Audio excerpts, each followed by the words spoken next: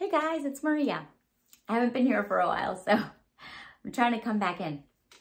I want to talk today about COVID and language development. So I'm finding a lot of kids, around the 2 or 4-year-old age range right now that are behind on their language. And once I start digging a little deeper, I'm realizing that it's not because there's any issues with them per se. It's because they literally have not been exposed to language the last few years.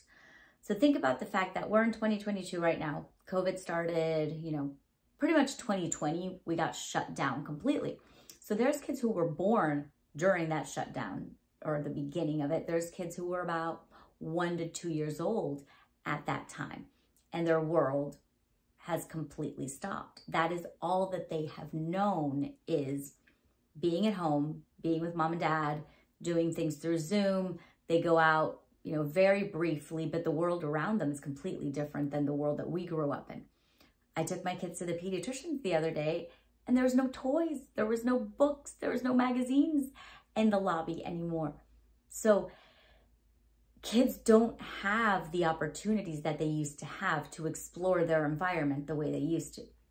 So we learn as children through play. We learn through role play, we learn through tactile interaction. We touch toys, we pick them up, we mouth them, throw them at our friends. They learn through seeing and doing, they learn through examples, and they learn through questioning things. So we've taken away a good chunk of that from them. We go places now and there's no toys for the kids. If people come over to the house, we don't want them touching too many things. We don't want our kids going to different places. So their exploration has really taken a hit in the last couple of years. I get it, parents. I completely get you not wanting your kids in school because of everything that was happening. But there's a good chunk of kids that would have normally started preschool or daycare or some other interaction with kids, and they didn't because of what was happening in our world. So now these are the kids that might be ready for kindergarten next year, or they might be ready for another interaction, but they are not ready language-wise, they're not ready social emotionally for those kinds of situations.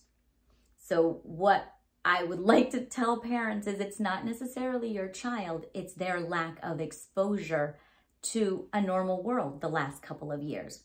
So what we want to do right now is try to develop language in different ways. Parents, I love you. I'm a parent too. We are not their role models. We really aren't. We're the people who feed them and keep them safe. Their role models are other kids. Those are the kids they want to play with. Those are the kids they want to copy and imitate. So try to get them around other children as much as you can.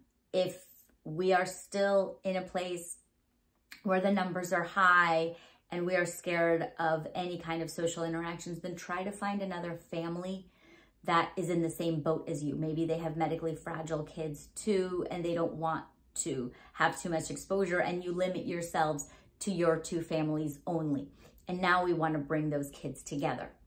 If that's not the case, and now we're looking for interactions and your kids are not medically needy, or there's not the high numbers of COVID cases around you, then try to find some play groups. Try to find a playground that has lots of kids. Try to go to story time at the library, maybe some sports activities.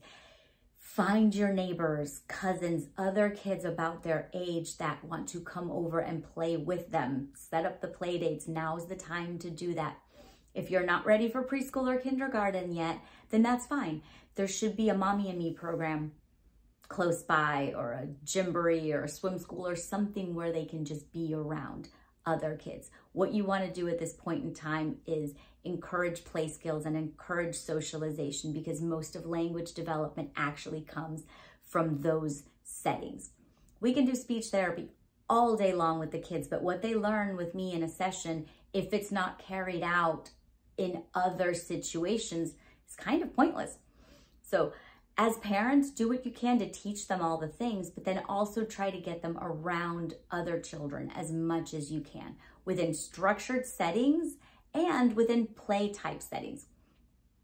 lot of kids learn by actually having to do things. So when parents say, my kids don't share, no, that was not a skill they were born with. They learned how to share because we made them do it.